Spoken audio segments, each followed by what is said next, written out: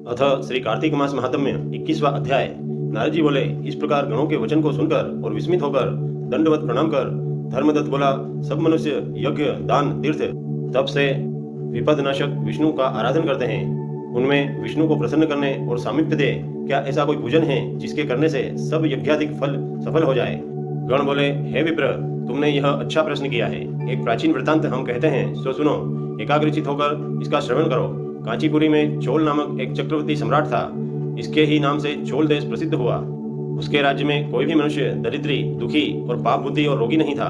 असंख्य यज्ञ करने वाले उस चोल के स्वर्ण यज्ञ स्तंभ से ताम्रपणी नदी के दोनों किनारे चैत्ररथ नाम के कुबेर की तरह शोभायमान थे। एक समय वह राजा अनंत शयन को गया, जहाँ की योग माया के आश्रम में भगवान शेषशय्या पर शयन करते थे। उसने वहां लक्ष्मीपति भगवान का मोतियों और सुंदर सुवर्ण के फूलों से पूजन किया और दंडवत प्रणाम करके वहां बैठ गया। तब उसने हाथ में तुलसी और जल लिए कांचीपुर में रहने वाले विष्णु भक्त को भगवान को स्नान कराते और तुलसी पात्र से पूजन करते पाया। उनके ऊपर ब्राह्मण द्वारा चढ़ाए तुलसी दल से उसके रत्न ढक गए। यह देखकर राजा कुपित होकर बोला, यहाँ माणिक्य सुवर्ण से मैंने पूजन की है। हे विष्णुदास, यह सब तुलसी पत्रों से तुमने क्यों ढक दिया है?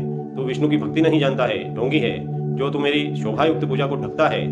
तब वह ब्राह्मण राजा के गौरव को तुच्छ समझकर बोला, हे राजन, तू भी भक्ति को नहीं जानता है, तुझे राज्य लक्ष्मी का घमंड है। तूने पहले कितना विष्णु व्रत किया है? गण बोले, ब्राह्मण का वचन सुनकर और हंसकर राजा गर्व सहित वचन करने लगा कि तू भक्ति का गर्व करता है तो बतला कि तुझ दरिद्री की भक्ति कितनी है। विष्णु को प्रसन्न करने वाले यज्ञ दान आदि तूने नहीं किए और न पहले तेने कोई मंदिर ही बनवाया। इसी ही भक्ति का तुझे घमंड है। अब सब उपस्थित जन देखते रहो कि विष्णु मुझको दर्शन देते हैं या फिर इसको देते हैं, तो दोनों की ही भक्ति आप सब लोगों को ज्ञात हो जाएगी। यह कहकर राजा ने राजगृह में जा मृदुल ऋषि को आचार्य बनाकर वैष्णव यज्ञ प्रारंभ कर दिया। उस यज्ञ में बहुत से ऋषि आए, बहुत सा अन्न धन संपत्ति लगाया गया। विष्णुदास ने भी उसी मंदिर में ठहर कर विष्णु को प्रसन्न करने के लिए तुलसी का वन लगाया और एकादशियों के दिन में द्वादशाक्षर मंत्रों, षोडशोपचार और नृत्य गीत आदि मंगलों से भगवान विष्णु की नित्य पूजन करने लगा। चलते में, भोजन में, शयन में सदा विष्णु को स्मरण करता रहा और समदृष्टि होकर सब में विष्णु को देखता रहा। विष्णु की प्रसन्नता के लिए माघ एवं कार्तिक मास के विशेष नियम करके व्रत करने लगा और फिर उसके उद्यापन भी पूर्ण किए।